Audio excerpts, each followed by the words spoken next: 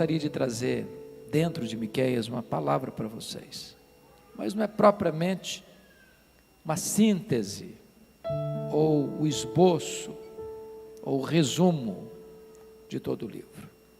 Então eu peço que você abra comigo a sua Bíblia, por favor, Miqueias capítulo 6, e nós vamos ler esta passagem. Eu não sei se o pessoal da mídia aí tem a versão atualizada, ARA.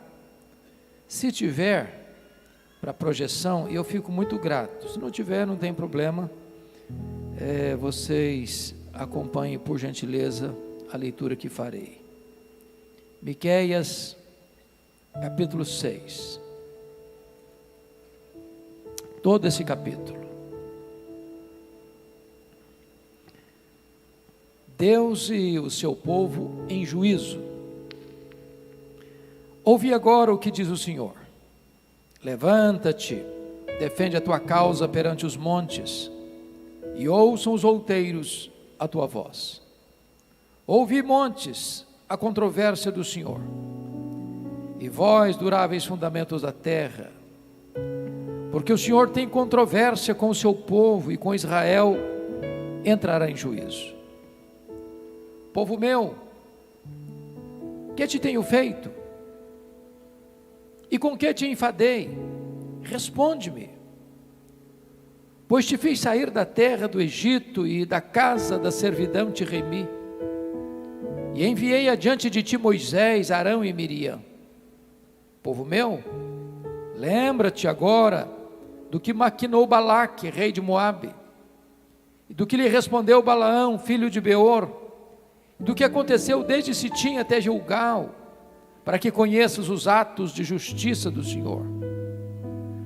Com que me apresentarei ao Senhor, e me inclinarei ante o Deus excelso? Virei perante ele com holocaustos, com bezerros de um ano? Agradar-se ao Senhor de milhares de carneiros, de 10.000 ribeiros de azeite?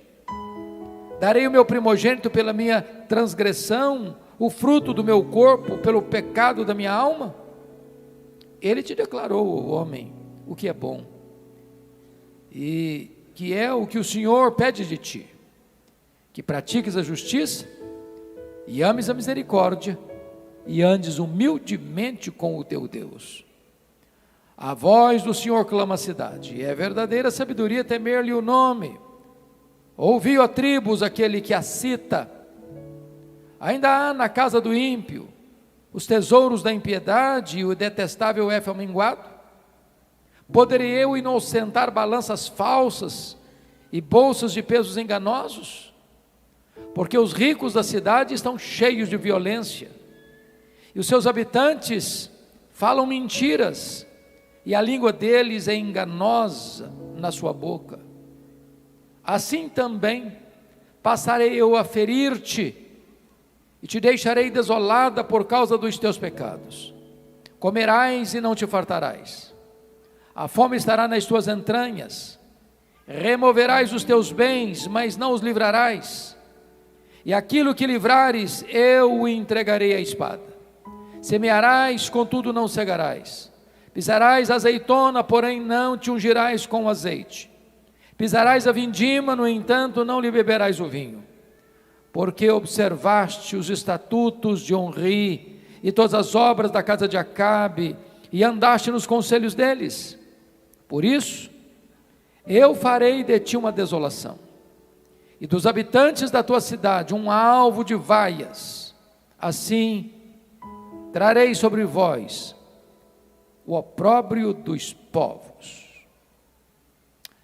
Meus amados, eu quero tratar do seguinte tema: o povo de Deus no banco dos réus.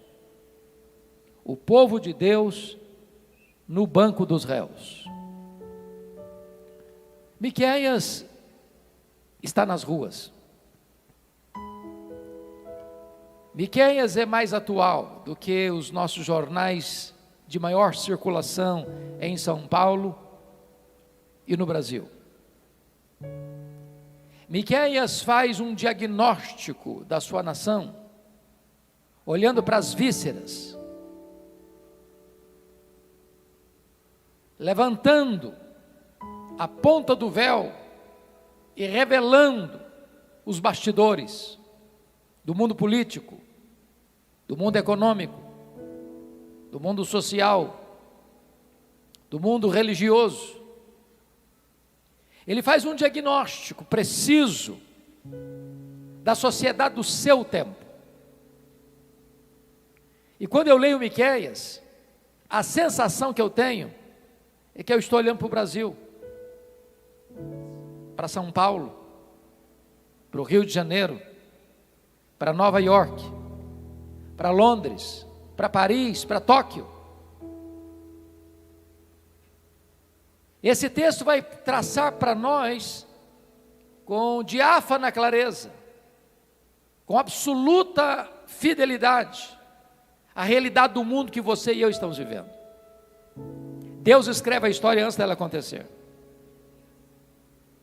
E então eu queria que você olhasse comigo qual é o diagnóstico que Miqueias faz da sua nação, que é o povo de Deus, para então armar esta cena do capítulo 6, que é uma cena de júri, de um tribunal, onde um réu está assentado, e ele vai receber as acusações do promotor, ele vai ter a oportunidade de se defender, e ele vai receber a sentença do reto juiz.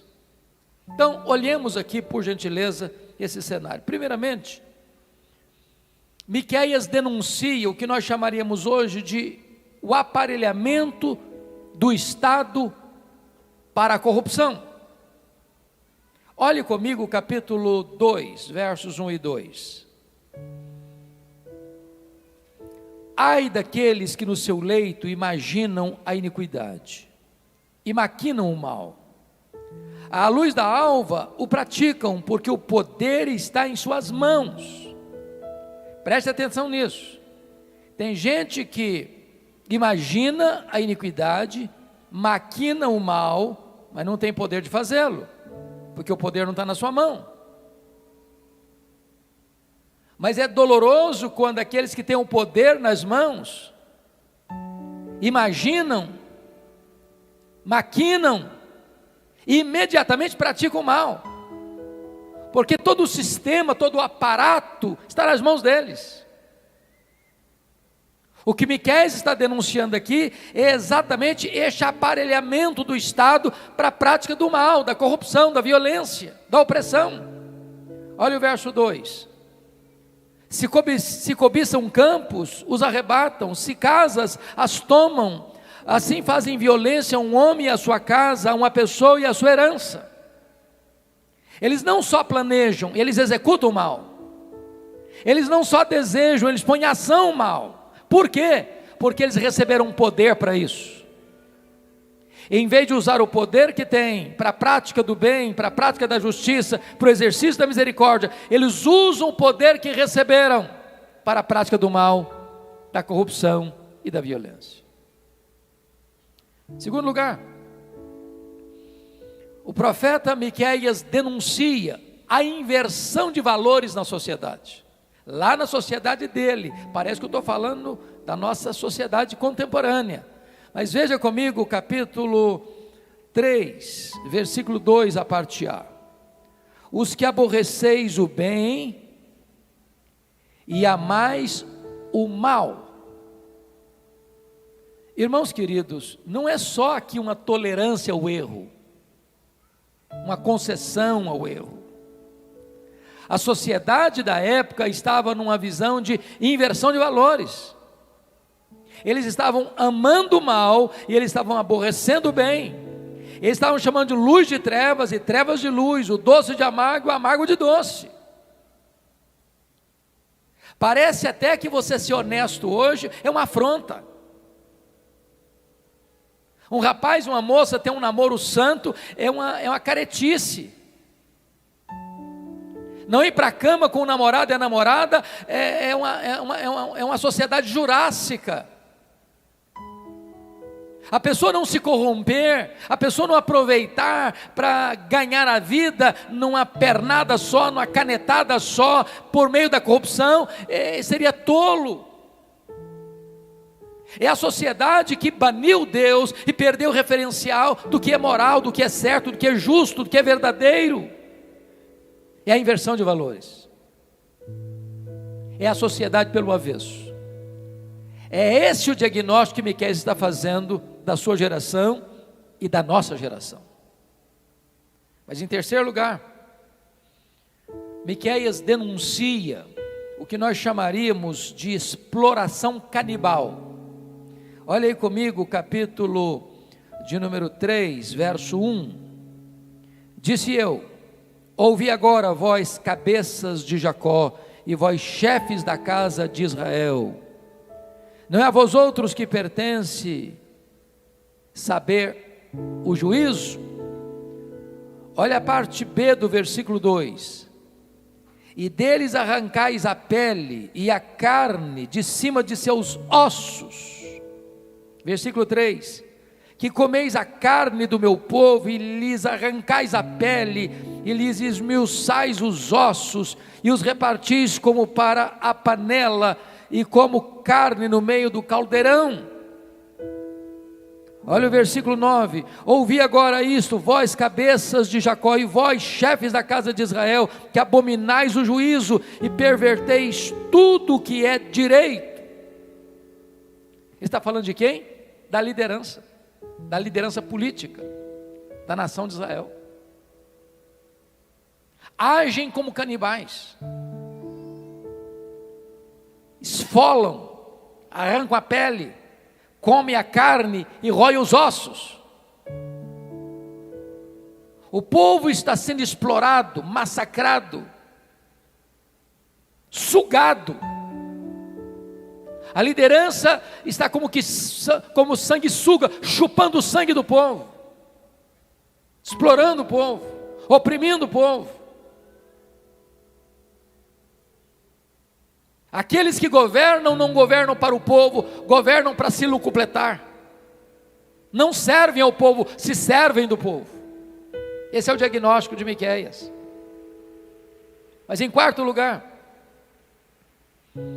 Miqueias denuncia a corrupção do poder judiciário da sua nação. Olha comigo o versículo, capítulo 3, versículo 11. Os seus cabeças dão as sentenças por suborno. Meus amados, dentro do nosso sistema dos três poderes independentes, que começa lá com Montesquieu, e que hoje é a base da nossa república, poder executivo, legislativo, judiciário, espera-se do poder judiciário que onde houver uma prática de injustiça, ela seja corrigida, a lei seja aplicada, a justiça seja feita.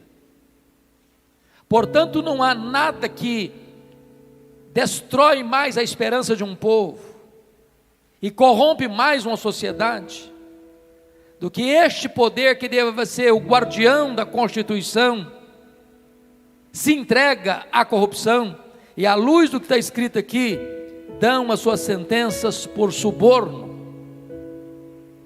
E se dão sentenças por suborno, eles vão favorecer a quem? Os ricos, os poderosos, que têm poder para pagar. E quem vai ficar prejudicado? Os pobres, que não têm vez, que não têm voz, que não têm para quem apelar, a quem recorrer. Quando eu leio Miqueias, parece que eu estou lendo Brasil, eu estou lendo Argentina, eu estou lendo Portugal, eu estou lendo França, Inglaterra, ou qualquer outro país do mundo, na atualidade.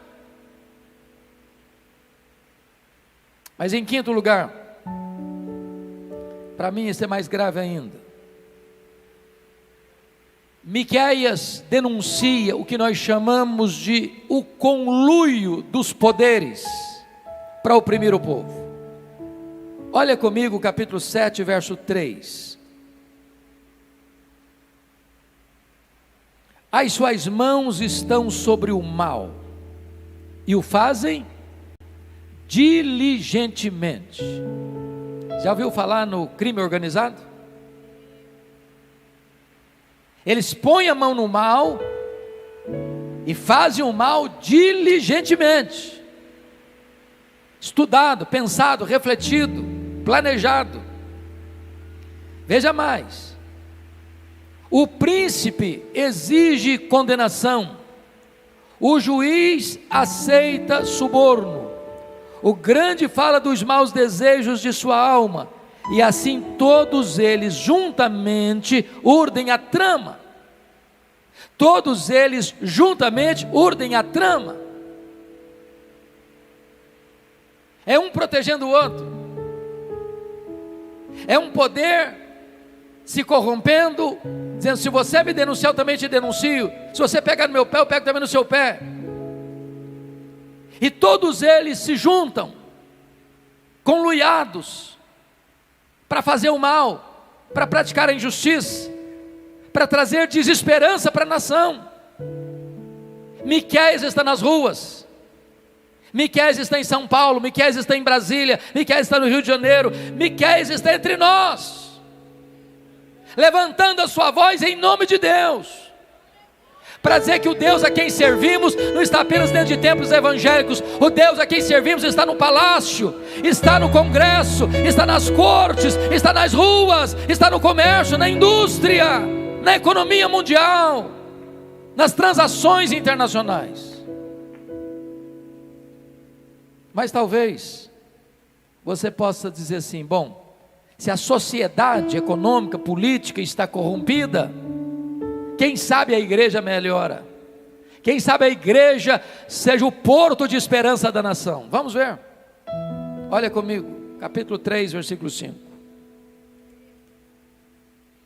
Assim diz o Senhor acerca dos profetas, que fazem errar o meu povo, e que clamam paz, quando têm o que mastigar, mas apregoam guerra santa, contra aqueles que nada lhes metem na boca.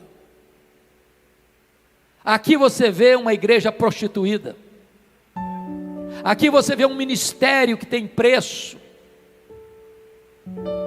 aqui você vê profetas da conveniência, que pregam para agradar, e não para confrontar o povo, que pregam na medida que recebem grana, sermões com preço. Irmãos, isso é dramático na realidade brasileira. Pregadores que não aceitam um convite para pregar sem saber qual vai ser a oferta. Ministério não é comércio, igreja não é mercado. Miqueias está levantando a sua voz e denunciando essa prática pecaminosa no meio cristão, inclusive no Brasil. Olha o capítulo 3, versículo 11. Os seus cabeças dão sentenças por suborno, os seus sacerdotes ensinam por interesse, os seus profetas adivinham por dinheiro, e ainda se encostam ao Senhor dizendo: não está o Senhor no meio de nós? Nenhum mal nos sobrevirá. Meus irmãos, nem todos aqueles que dizem que Deus está no nosso meio estão falando a verdade, porque aqueles que usam o seu chamado para pregar o evangelho como um comércio, uma fonte de lucro, eles se venderam a Mamon. Eles já não são mais servos do Altíssimo. A igreja estava corrompida, e o profeta está denunciando isso. Bom, mas talvez você possa pensar assim: bom, se o mundo político está corrompido, se o mundo do poder judiciário está corrompido, se a igreja está corrompida, existe alguém que vai salvar a nação, que é o primeiro núcleo da sociedade, que é a família. Mas como é que estava a família? Veja comigo, por favor, capítulo 7, verso 6. Como é que estava a família? Está escrito aí: porque o filho despreza o pai, a filha se levanta contra a mãe, a nora contra a sogra, os inimigos do homem são os da sua própria casa. A família estava um pé de guerra. Sabe por quê? Porque o exemplo vem lá de cima. Se os governantes não dão exemplo, os governados não têm referencial. Se os líderes religiosos não dão exemplo, aqueles que são liderados se perdem sem rumo na vida.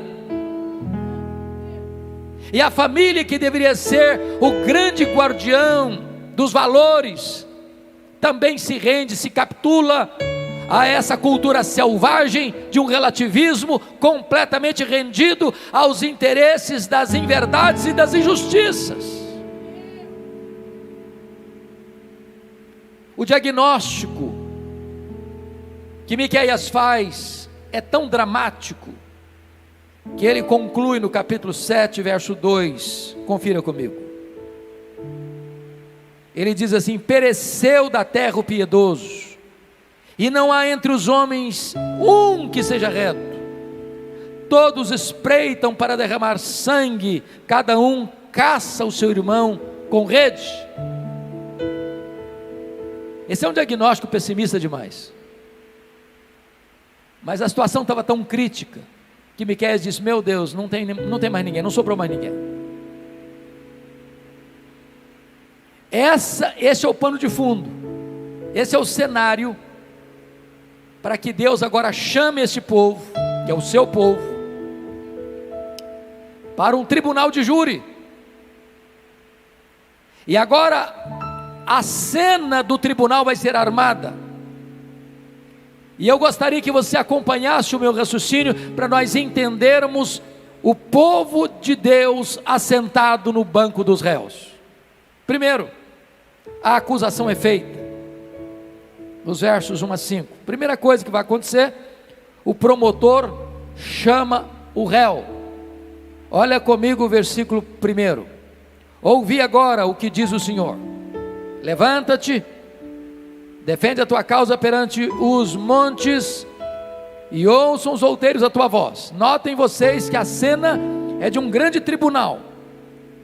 O réu está sendo convocado, intimado, chamado pelo promotor.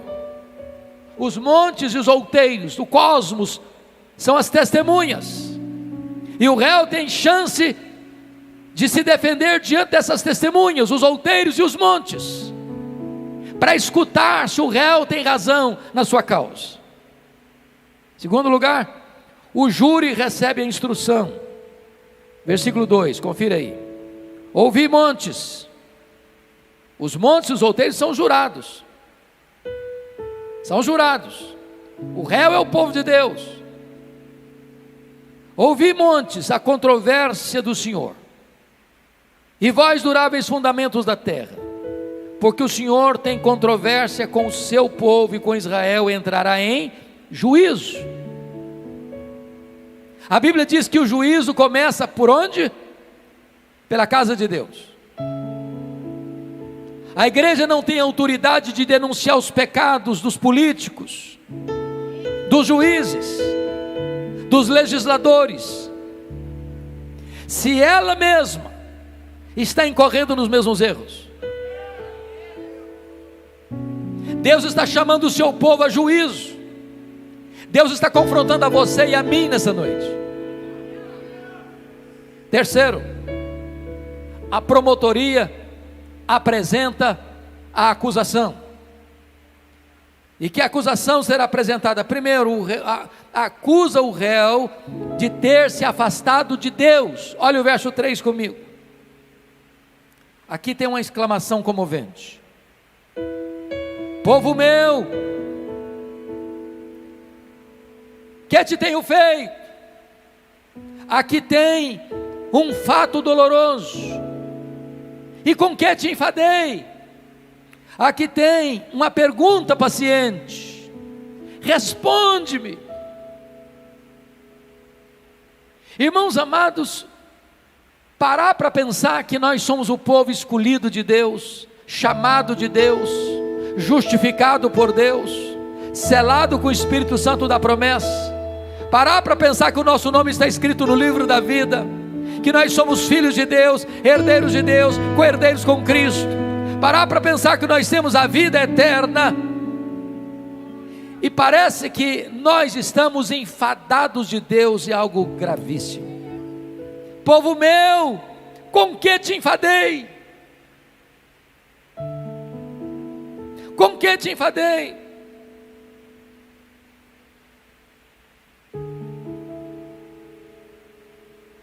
Que te tenho feito? Responde-me. Deus está emocionadamente confrontando o seu povo. O que eu fiz para você estar enfadado de mim? Que mal que eu fiz com vocês, para vocês estarem enfadados de mim? Respondem-me. Mas mais, o promotor acusa mais. A promotoria acusa o réu de não ter valorizado a grande libertação que Deus deu a esse povo.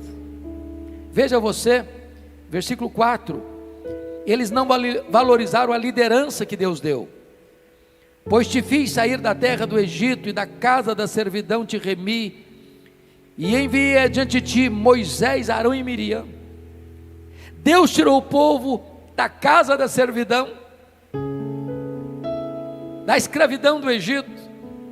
Deus deu liderança boa, Moisés, Arão e Miriam, e o povo despreza essa liderança, vira as costas para Deus, apesar da grande libertação de Deus.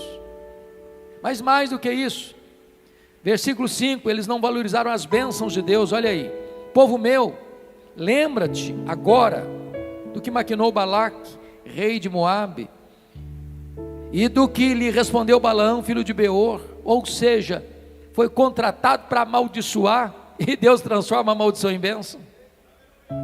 Lembra-te do que aconteceu desde Sitim até Gilgal. Sitim é o primeiro lugar de onde eles saem do Egito. Gilgal é o lugar onde eles chegam na terra prometida e desfrutam das bênçãos de Deus. Em outras palavras, do começo ao fim, Deus abençoou, Deus deu maná, Deus deu água, Deus deu proteção do inimigo, a roupa não envelheceu, o calçado não envelheceu, a bênção de Deus contínua, constante, constante, constante. E Deus está perguntando: povo meu, que te tenho feito? Com que te enfadei? Responde-me. Eles não valorizaram a liderança, eles não valorizaram as bênçãos. Mais do que isso, eles não valorizaram a providência. Porque quando chegaram em Gilgal, eles entraram na terra que emana leite e mel. Sabe o que Deus está denunciando aqui? Ingratidão. Ingratidão, ingratidão. Mas então, tendo feito a promotoria e a acusação ao réu, agora o réu tem a oportunidade de fazer a sua defesa. Vamos ver, versículos 6 e 7. Primeiro, ritos sagrados sem santidade não é suficiente. Versículo 6 está escrito assim: com que me apresentarei ao Senhor, e me inclinarei ante o Deus excelso? Virei perante Ele com holocaustos e com bezerros de humano? Ora, holocausto e bezerros de humano eram ofertas legítimas, estabelecidas pelo próprio Deus. Só que Deus não aceita um culto apenas externo. Deus quer o coração, Deus quer a motivação. Não adianta trazer a oferta certa se o coração não está certo. Não adianta apresentar a Deus o seu culto se a sua vida não está dentro desse culto. Deus não agrada disso. O que faltava em Israel não era religiosidade, era coração quebrantado, era vida no altar. Mas, já que ritos sagrados sem santidade não é suficiente, vamos ver se Deus se agrada então de ostentação. Vamos trazer muito, vamos trazer bastante, vamos trazer com exuberância. Quem sabe Deus aceita? Olha o versículo 7, por gentileza. Agradar-se ao Senhor de milhares de carneiros, de 10.000 ribeiros de azeite. Então quem é rico vai trazer coisas vultuosas. Quem sabe isso impressione Deus? Eu quero dizer para você que Deus não se impressiona com aquilo que você acha que é grande.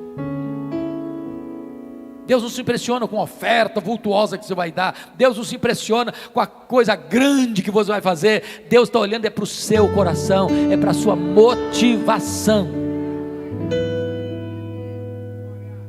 Mas já que Deus não aceita uma oferta legítima se não é acompanhada de santidade, já que Deus não se impressiona com coisas vultuosas, quem sabe Deus se impressione com sacrifício? Olha o finalzinho do versículo 7. Darei o meu primogênito pela minha transgressão, fruto do meu corpo pelo pecado da minha alma. Vou trazer meu primogênito para sacrificar. Deus não quer isso. Deus não aceita isso. Deus quer sinceridade, verdade no íntimo. Então toda defesa que o réu fez é uma defesa ilegítima, infundada. Não é capaz de convencer as testemunhas, não é capaz de mudar a sentença de condenação que virá do juiz.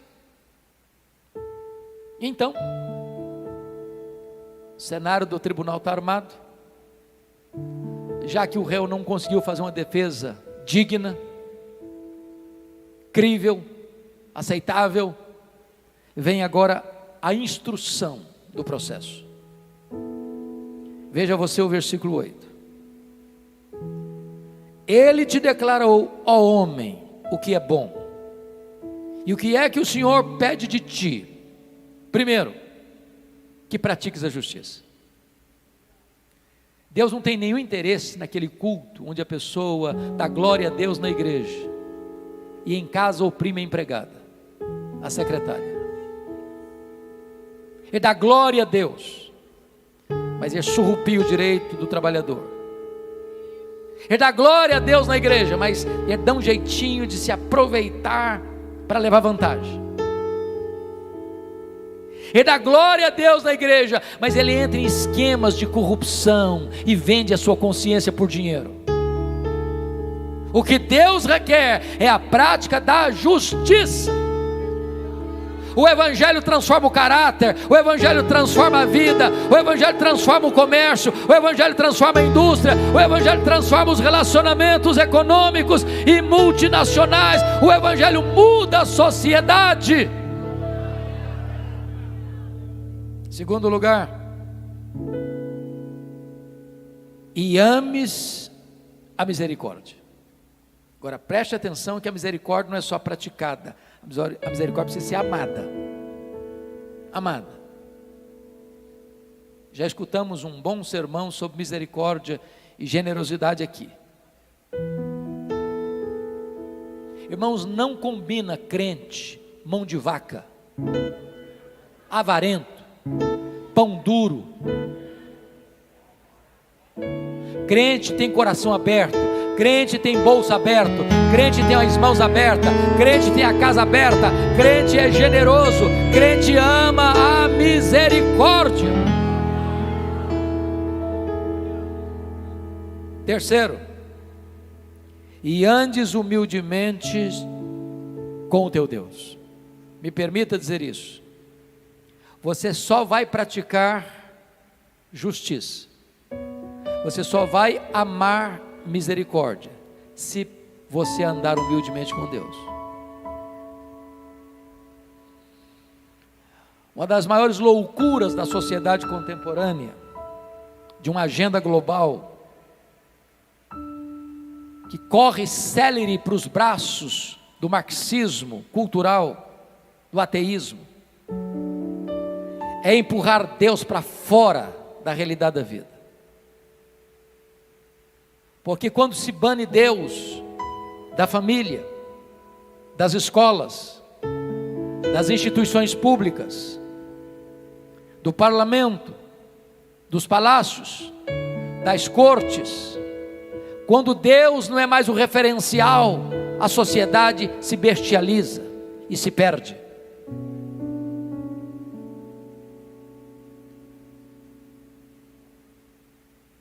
É aquele que conhece a Deus e anda humildemente na presença de Deus, esse pratica a justiça, esse ama a misericórdia. Todos os sistemas, irmãos, ateístas são totalitários e oprimem as pessoas. Miqueias está nas ruas, Miqueias está entre nós, falando da parte de Deus. Bom, dada a instrução, agora o julgamento é concluído, nos versos 9 a 16, e destaco aqui algumas coisas. Primeiro, o juiz agora ordena que o réu ouça a sentença. Veja comigo o verso 9. A voz do Senhor clama a cidade, e é verdadeira sabedoria temer-lhe o nome. Ouve, ó tribos, aquele que a cita. Veja, cita aí é um termo jurídico, termo legal. Deus está dando uma ordem para que o réu escute, ouça a sua sentença. É um tribunal, e o povo de Deus está no banco dos réus. Segundo, o juiz mostra os dispositivos que o réu infringiu. Ele não vai receber uma sentença sem saber o que está acontecendo, não. Ele vai estar alertado com toda clareza quais foram os preceitos da lei que ele quebrou, que ele violou. Então vejamos. Primeiro, o juiz vai mostrar o crime das riquezas mal adquiridas. Olha comigo, por favor, o versículo 10. Ainda há na casa do ímpio os tesouros da impiedade, o detestável efa minguado. Tesouro da iniquidade, meu irmão, é todo o dinheiro, é toda a riqueza que a pessoa tem, que não foi adquirida de maneira honesta, com um trabalho honrado.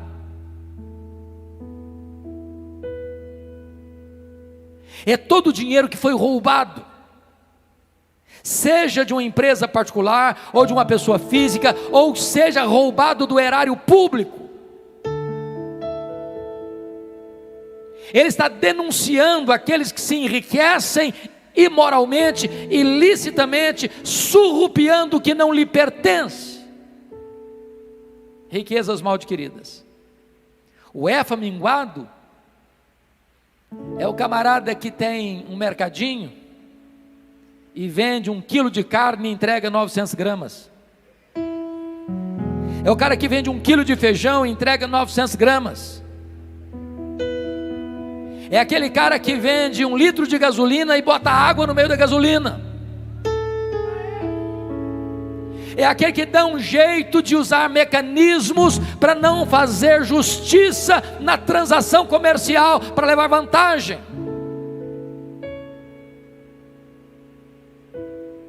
Mais do que isso, o juiz denuncia o crime dos mecanismos de corrupção no comércio. Olha comigo o verso 10b e 11. E o detestável efa minguado, poderei eu inocentar balanças falsas e bolsas de pesos enganosos?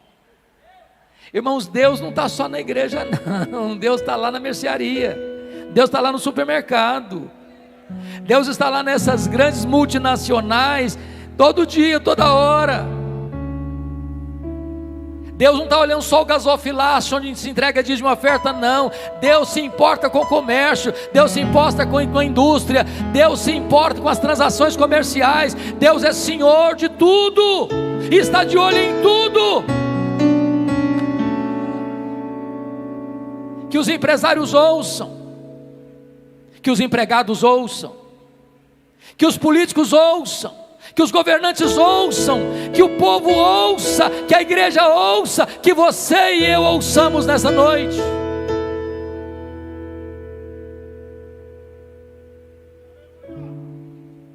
Mas mais do que isso, o juiz mostra para o réu o crime da violência contra os pobres. Olha o versículo 12. Porque os ricos da cidade estão cheios de violência, e os seus habitantes falam mentiras, e a língua deles é enganosa na sua boca.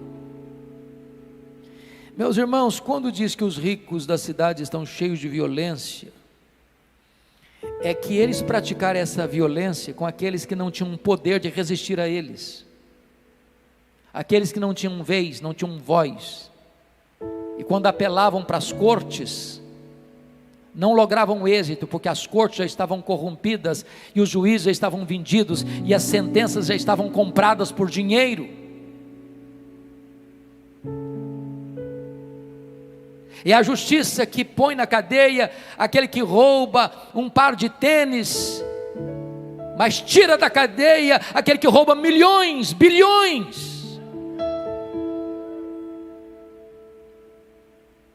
E Deus está vendo tudo isso. E Deus está dizendo: eu não aceito isso.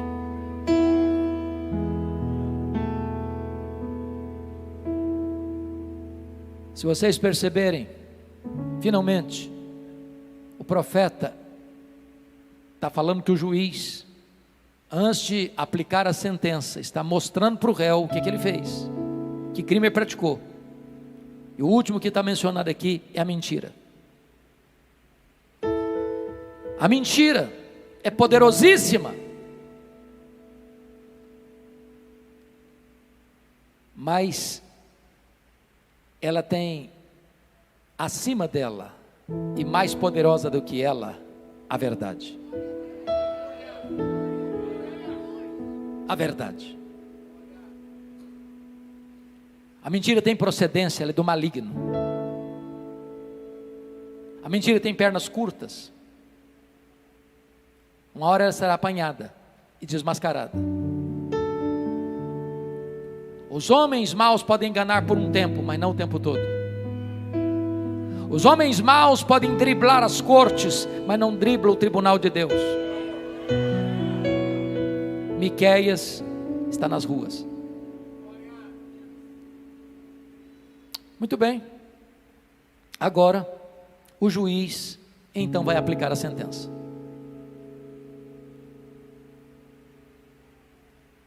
E a primeira coisa é que o réu vai ter que colher o que plantou. Olha o versículo 13 comigo. Vamos observá-lo.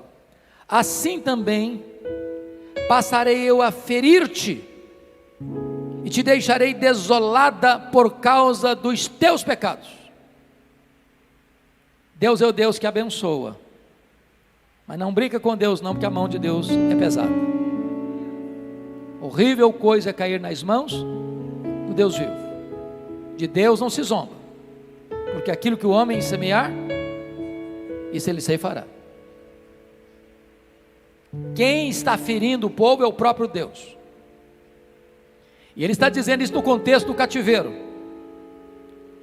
Jerusalém não caiu nas mãos da Babilônia porque a Babilônia era poderosíssima e Jerusalém era fraca. Foi Deus que entregou Jerusalém nas mãos da Babilônia.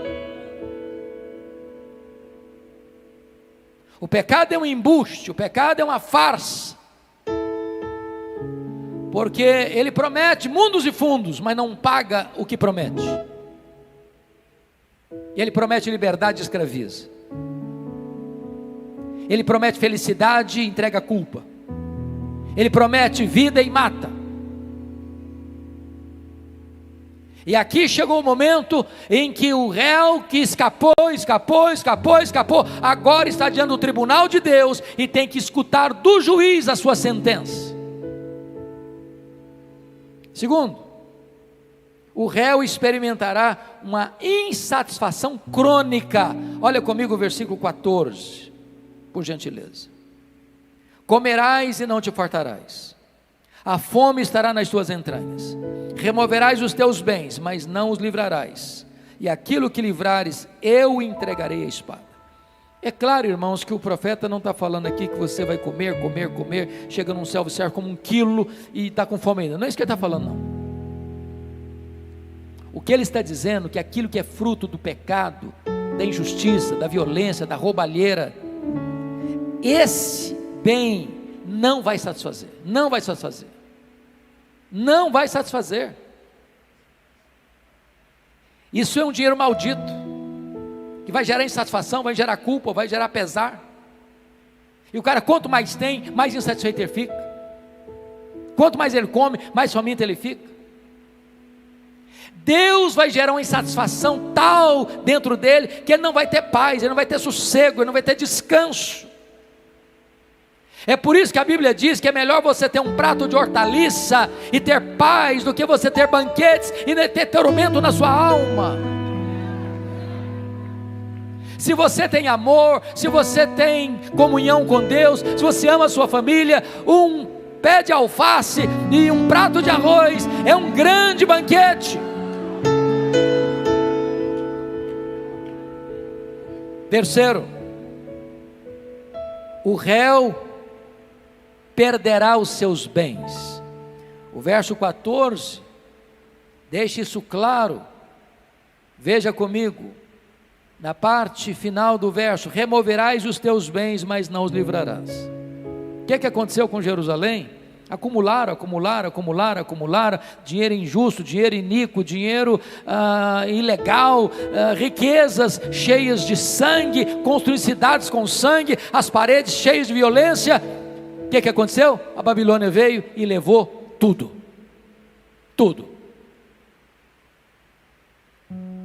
E se a Babilônia não levar, a sepultura levará. Porque tudo que o homem adquiriu e ajuntou, no dia que ele partir, ele não vai levar nada, apenas o juízo e a condenação, por não ter se arrependido em tempo oportuno.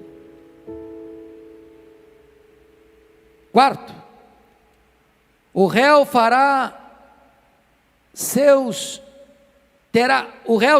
sentimentos frustrados. Olha comigo o versículo 15 e o versículo 16a. Semearás, contudo não cegarás, pisarás a azeitona, porém não te ungirás com azeite, pisarás a vindima, no entanto não lhe beberás o vinho, porque observaste os estatutos de Onri e todas as obras da casa de Acabe, e andastes nos conselhos deles. Em outras palavras, meus irmãos, qualquer investimento que fizer vai ter frustração, muito esforço, nenhum privilégio. Planta, mas não usufrui. Tem, mas não tem prazer. Tem cama de marfim, colchão macio, travesseiro de pena de ganso, lençóis com fios egípcios, mas a noite é turbulenta. O pecado não compensa. O diabo é um estelionatário, ele é ladrão, ele é assassino, ele veio para roubar, matar e destruir.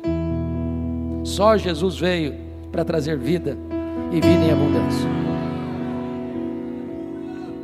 Então se fecha a sentença com 70 anos de cadeia.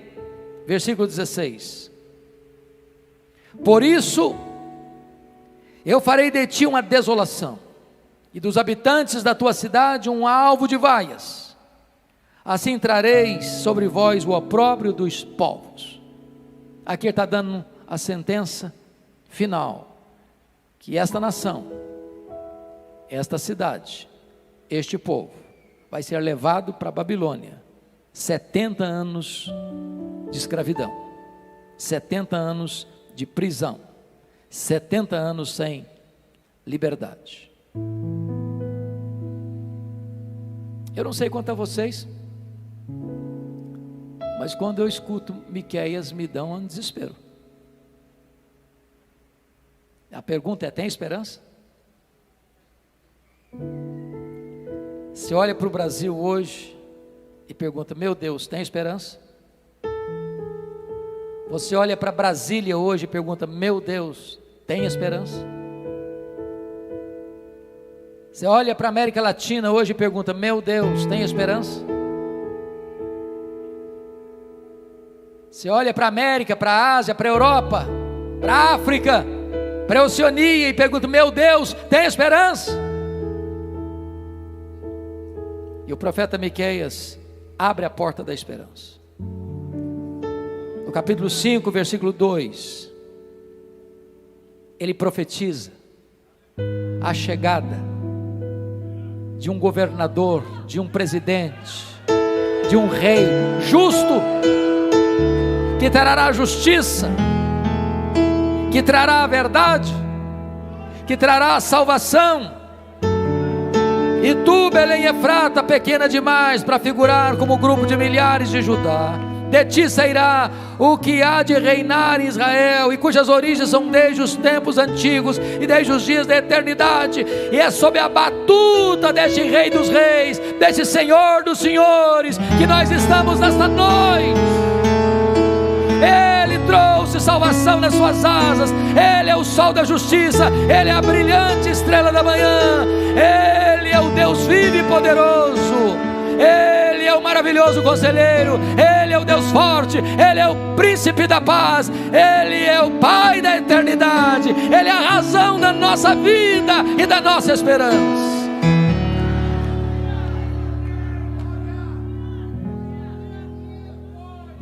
Para aqueles que estão esmagados debaixo da culpa e de seus pecados, o profeta traz uma palavra de esperança. Capítulo 7, versos 18 e 19. Ele diz: quem, ó Deus, é semelhante a ti, que perdoas a iniquidade e te esqueces da transgressão do restante da tua herança. O Senhor não retém a sua ira para sempre, porque tem prazer na misericórdia. Tornará a ter compaixão de nós, pisará os pés às nossas iniquidades e lançará todos os nossos pecados nas profundezas do mar. Louvado seja o Senhor. Ele é Deus de misericórdia, Ele restaurou o seu povo, Ele trouxe o seu povo de volta, Ele enviou o seu Messias. O Messias veio, se encarnou, morreu, ressuscitou, voltou para o céu, derramou o Espírito Santo e voltará em glória para buscar a sua igreja. E você que se arrepende, e você que se humilha diante dele, você é perdoado, você é lavado no sangue do Cordeiro, e os seus pecados são lançados nas profundezas do mar, e Deus nunca mais se lembrará dos seus pecados.